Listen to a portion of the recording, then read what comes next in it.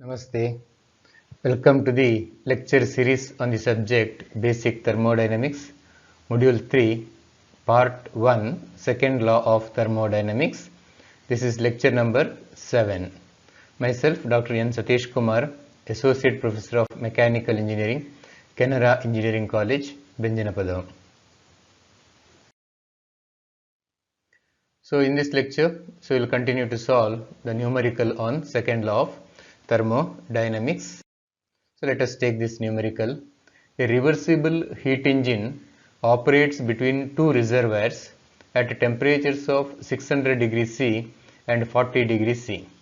The engine drives a reversible refrigerator which operates between reservoirs at temperatures of 40 degrees Celsius and minus 20 degrees Celsius. The heat transfer to the engine is 2000 kilowatt and the net work output of the combined engine refrigerator plant is 360 kilojoules. Evaluate the heat transfer to the refrigerant and the net heat transfer to the reservoir at 40 degrees C. B. Reconsider the question A given that the efficiency of the heat engine and COP of the refrigerator are each 40% of their maximum possible values. Okay, very interesting. So a reversible heat engine operates between two reservoirs at 600 and 400. So you have a heat engine which is operating between 600 and 40.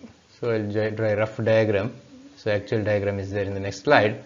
So this is at 40. I have to convert that into Kelvin, and this is 600. So this is the engine. Okay. So you have to diagrammatically represent this problem first. This is the engine. Then only you can solve this problem. And the engine drives a reversible refrigerator. So this output of this engine is connected to a reversible refrigerator. So reversible word is very, very important because you can find out the efficiency and COP using the temperature as well. Okay, temperature and using heat, both are equal. Now here let us take this as 20 bottom. So it is absorbing from 20 degrees Celsius here. This is 20 and it is giving out to 40. So 40 you can make it common also. Bottom itself, below itself you can draw the 40. Okay, that also possible. That is your choice. Okay. So this is giving out here. So this is absorbing here. So this is giving out here. Okay. So this is 40 and minus 20. So what I told. So sorry, this is minus 20, not plus 20, minus 20. Okay. Now here you see this 40 you can draw below. So okay, you can make it as a common reservoir also. Then you can this part you can make minus 20, but arrow mark you have to reverse. That's all. So choice is yours. You see, the only thing is you have to understand the problem first. The heat transfer to the heat engine is 2000 kilojoules. So heat transfer to the engine is this Q1, or any symbol you can take, QHE also you can take. Okay, this one is Q1 or anything you can take, and the net work output of the combined engine refrigerator plant. You see, in the previous one of the problems, one of the lectures, we solved a problem wherein an engine is used to drive the refrigerator and still it is able to deliver some amount of work output. That means the output of the engine is more than the input required for the refrigerator. In that case, the combined plant gives out some work output to the surroundings. So that is 360 kilojoules here. That means the work output of the engine WE is more than work input required for the refrigerator. Okay. Now you have to evaluate the heat transfer to the refrigerant. That means this quantity you have to find out, whatever you want to take it as Q3 or anything. So this refrigerant means this is a refrigeration unit. So here evaporator is there, refrigerant is flowing. So heat transfer to the refrigerant means so from the low temperature reservoir. So that you have to understand. Okay. Then the net heat transfer to the 40 degree reservoir. So net heat transfer means, you see here also some heat is flowing to the 40 degree reservoir. Let me take it as Q4. So here also some heat is flowing to the 40 degrees reservoir. Let me take it as Q2. So Q2 plus Q4. Okay, let me explain this this diagram itself. So here the heat transfer to the 40 degree reservoir. See, this is 40 degree reservoir, and this is also 40 degree reservoir. So this is Q4 and this is Q2. So there are two heat transfer to the 40 degree reservoir. So this you have to find out, Q2 plus Q4 you have to find out. Now in the second question B, he has asked us to consider the efficiency and the COP of the refrigerant only 40%. First you have to consider full efficiency and full COP. Next you have to consider only 40%. So that we will see. So this is T1, that is 600 degrees Celsius. This is 40 degrees Celsius. This is minus 20 degrees Celsius. This is 40 degrees Celsius. So this is what? The heat absorbed by the heat engine. This is the net work output. You can see clearly here, 360. So W1 is greater than W2. So that is why you are able to get some work out from the combined heat engine refrigerator plant. So I hope the explanation is very clear to you. Okay, now we will solve this problem. So the maximum efficiency of the cycle you have to find out first. Okay, part A, maximum efficiency, only you have to consider. Only second part question you have to consider the 40% of the maximum efficiency. So what is the maximum efficiency of the cycle? So that always can be found out using the two temperature limits of the heat engine. That is high temperature reservoir as well as the low temperature reservoir. So it is 1 minus T2 by T1. So it is 64.2% or 0.64. So also we know that the efficiency of the heat engine is also given by W1 by Q1. All of you know the desired output by the required input. If you want, you can add efficiency symbol here. Efficiency is equal to, so already you know the value of the efficiency which you calculate in the previous slide. W1 is unknown, Q1 is known here, so you can find out W1. You see, ultimately what you have to do is, in this problem you have to find out Q2, Q4 and Q3. So that is your target. So this is your heat absorbed, first answer. Then heat supplied to the 40 degrees reservoir is nothing but Q2 plus Q4. So these two you have to find out. Okay, so logically you have to approach, you have to start from one parameter and you have to link with the other formulas and you have to keep on calculating the other parameters. So after calculating this, okay, now this is the W1, which is nothing but 2000, because Q1 is 2000 into 0.642. So I am doing some direct substitutions. So I hope you will understand this. So it is equal to 1284 kilojoules. Now let us go to the COP of the cycle. So all of you know that. So this is the refrigerator. So it is T3 is a lower temperature and T4 is a high temperature reservoir. So it is T3 divided by T4 minus T3. So which comes around 4.22. Okay. Now also you know that COP is equal to Q3 by W2, because the desired output by required input. So it is, input is here W2, so Q3 by W2. So from this you can find out Q3, because here W2 you can find out. How you can find out? Because W1 is just now you calculated. Okay, W is known. So what is W? W is nothing but W1 minus W2. So from that you will find out W2 first, then you can find out Q3. Once you find out Q3, Q4 is nothing but W2 plus Q3, because these two are added in this refrigerator and it is given out to the surroundings, or 40 degrees Celsius reservoir. You see, this is how you have to approach. You have to look into this diagram. So this diagram will give you the clear idea to solve this problem. Okay. Okay, so as I told you in the previous slide, so this W, the net output of the combined plant, is nothing but work output of the engine minus work input to the refrigerator. Okay, so which is given as 360. So manipulating the equation, you can write W2 is equal to W1 minus W is equal to 924 kilojoules. Now go to the previous formula, that is COP is equal to Q3 by W2. So Q3 is equal to COP into W2. You will get it as 3899. So you found out the heat given by to the refrigerant from the cold space. Now Q4, which is nothing but the heat given to the 40 degrees Celsius reservoir by the refrigerator. You see, W2 is entering, Q4 is also entering into the system, and it is system gives out to Q4. So Q4 is equal to Q3 plus W2, 4823. Then Q2, which is nothing but the heat rejected by the heat engine, is nothing but the heat input into the heat engine minus the work output of the heat engine. So it comes around 8716. So now you got all the three answers, that is Q3, Q2 and Q4. So Q3 is nothing but the heat given or absorbed by the refrigerant, and Q2 plus Q4 is nothing but the heat absorbed or heat supplied to the 40 degree Celsius reservoir, or the heat rejected to the 40 degree Celsius reservoir is Q2 plus Q4 is equal to 5539 kilojoules. So part A is finished. Now part B, so what you have to do is same method, same formulas, same procedure. Only thing is COP and efficiency you have to take only 40%. So initially you have to calculate maximum efficiency, then you have to take only 40% of that. So let us see that also. So efficiency for B, question number B, this is B, okay. Previously what we solved is A. So you have to consider 40% of eta max. So eta max is already calculated 0.642. So 40% of that is 0.2568. Now using this you have to find out other parameters. What is other parameter? So next what we did, we calculated W1 is equal to efficiency into Q1. So now it comes around 513. Then what we did, W2 we calculated, W1 minus W. Okay, so W1 is changed now, so W2 you'll get it as 153.6.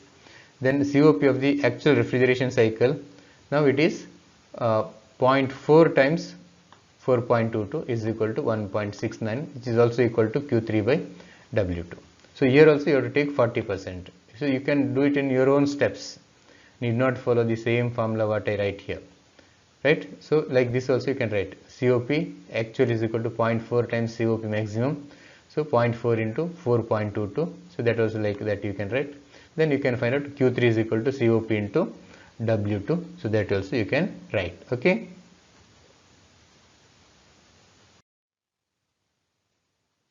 next Q3 COP into W2, so 259.6 kilojoules. Now Q4 is nothing but this is same formula. I am not at all changing anything. Everything is same. Only thing is I considered 40% of COP and 40% of efficiency. So Q4, then Q2, Q1 minus W1. So everything is changing now. Okay, but Q1 is not changing because that is actual input of the heat engine. Okay, so that doesn't affect with the efficiency. Okay, either if you take 40% or some other percent. Then calculate the heat rejected to the 40 degree reservoir, so which comes around 1899 degree 0.6 kilojoules, 1899.6 kilojoules. So this is how you have to approach. Okay, now we'll solve this problem. An ice plant working on reversed Carnot cycle heat pump produces 20 tons of ice per day. This is a very important problem. The ice is formed from water at 0 degree Celsius and maintained at 0 degree Celsius, and heat is rejected to atmosphere at 27 degree Celsius. The ice plant is run by a Carnot engine which absorbs heat from a source which is maintained at 227 degree Celsius by burning fuel of 21,000 kilojoules per kg of calorific value. Find the consumption of the fuel per hour and the power developed by the engine. Latent heat of fusion of ice is equal to 335 kilojoules per kg. So very important problem. So let us understand this. So ice plant working on reversed Carnot cycle heat pump. Okay, a reverse Carnot cycle heat pump is used to produce ice, which produces 20 tons of ice per day. So 20,000 kg of ice. Now how this ice is formed? So ice is formed from water at 0 and maintained at 0. So usually ice formation at atmosphere temperature takes place at 0 degree Celsius. So here water itself is supplied at 0 degree Celsius. Sometimes if the water temperature is above 0 degree Celsius, so then the heat to be removed to bring the temperature to 0 degree Celsius, the specific heat factor also you have to consider. Okay, and ice is also maintained at 0 degree Celsius. If the ice temperature is further reduced to some -5 or -10 degree Celsius, so that amount of heat also you have to calculate. But in this problem that question doesn't arise, because here ice is also at 0, water is also at 0. That means just a phase change. So only the phase change you have to consider the latent heat of fusion, because the heat required or to be removed to form 1 kg of ice from 1 kg of water at 0 degree Celsius. You see, 1 kg of water at 0 degree Celsius to transform into 1 kg of ice at 0, water at 0 to ice at 0, 1 kg, only 1 kg. So that is 335 kilojoules per kg. Okay, that's very important. Now the heat is rejected to atmosphere at 27 degrees Celsius. So you know that refrigerator, it absorbs heat from the low temperature, supplies to the high temperature. Okay, so heat rejected to atmosphere is at 27 degrees Celsius. The ice plant is run by a Carnot engine. Who is driving the ice plant? A Carnot engine which absorbs heat from a source which is maintained at 227 degrees Celsius. Now to drive the heat pump, you have to run an engine which is absorbing heat from a source at 227 degrees Celsius. But how this heat is supplied to the heat engine? By burning the fuel of the calorific value. So here calorific value is 21,000 kilojoules per kg. So all of you know what is the meaning of calorific value.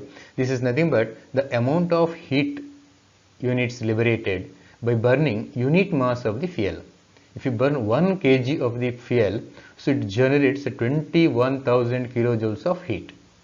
Okay, now you have to find out, suppose if you want to make 20 tons of ice, so what amount of heat to be removed, and for that what is the work input for the heat pump, and to give that work input, what should be the work output of the heat engine, to give that work output of the heat engine, what should be the heat input for the heat engine. So if to give that heat input to the engine, what amount of fuel you have to burn. So find the consumption of the fuel per hour. See, very good problem, very interesting problem.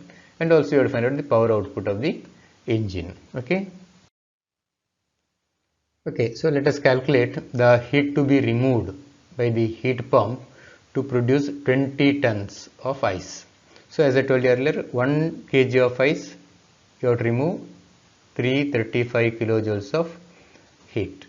So 20 tons, 20,000. So it is calculated per minute. Okay, so Q4 is equal to 20 into 1000, that is 20,000, ton is 1000, 1 kg is 335. Now this is a ice formed in 1 day or 24 hours. So you want, this is the quantity of heat removed in 1 day. Remember, try to understand this. This is the amount of heat removed in 1 day, but you want it for per minute, means 1 day is 24 hours and 1 hour is 60 minutes. Suppose if you want per second, you have to multiply by 1 more 60 for this. So this you will get it as 4652.77 kilojoules per minute. Now COP of the refrigerator, you know. Now Q4 you found out. You can just recall the previous diagram. So use the COP formula, which is nothing but Q4 by W. So COP using temperature you can find out from this, 273 by 300 minus 273. Here Q4 is already calculated. So simplify this and find out W. Okay, so W you will get it at 460.16 kilojoules per minute. So I am not doing any calculation, not showing any calculation here. So I am asking you to complete this with proper substitutions. Now if you want to calculate the power of the engine, so power of is nothing but the rate of doing work. So your work output when expressed in kilojoules per second, so that gives the power, but it is in kilojoules per minute, so you have to divide it by 60. So you will get the power output of the engine as 7.66 kilowatt. Okay. Now let us go to the efficiency of the Carnot engine, because ultimately our aim is here to find out Q1. By that you have to find out the mass of the fuel. So efficiency, you know, for Carnot engine it is W by Q1, or which is also equal to T1 minus T2 by T1. Now here T1 is known, T2 is known, T1 is known, W is known, Q1 is the only unknown. That is our main objective actually, to find out Q1. With the help of that you have to find out the mass of the fuel burned. Okay. So substitute here and find out Q1 as 69024.74. Okay, in fact initially you will get it in kilojoules per minute. Since the mass of fuel consumed per hour you have to find out, so then you can multiply it by 60. This answer Q1 to get it in kilojoules per hour. So then you may ask a doubt from or may get a doubt here.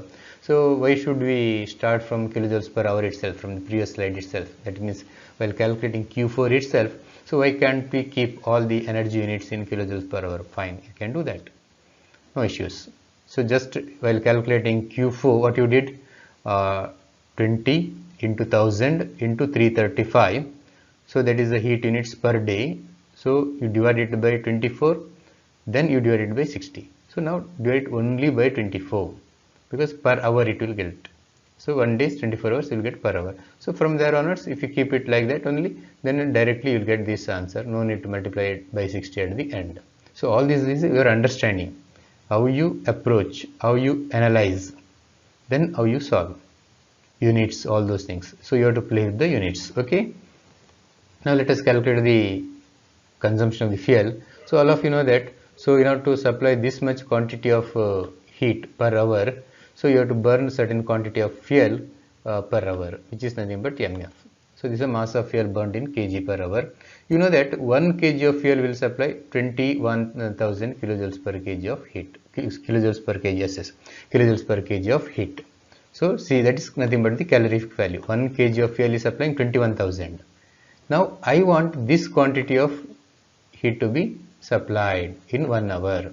So I want to find out what is the fuel to be burnt per hour. This is Q1. So Q1 is equal to mass of fuel into CV. So mass of fuel is Q1 by CV. Proper substitution, we will get it as 3.286 kg per hour. Okay. So with this I conclude the lecture number 7, and I am concluding the numerical on second law of thermodynamics also. So I will continue with the module 3 part 2, that is entropy, in the next lecture. Thank you.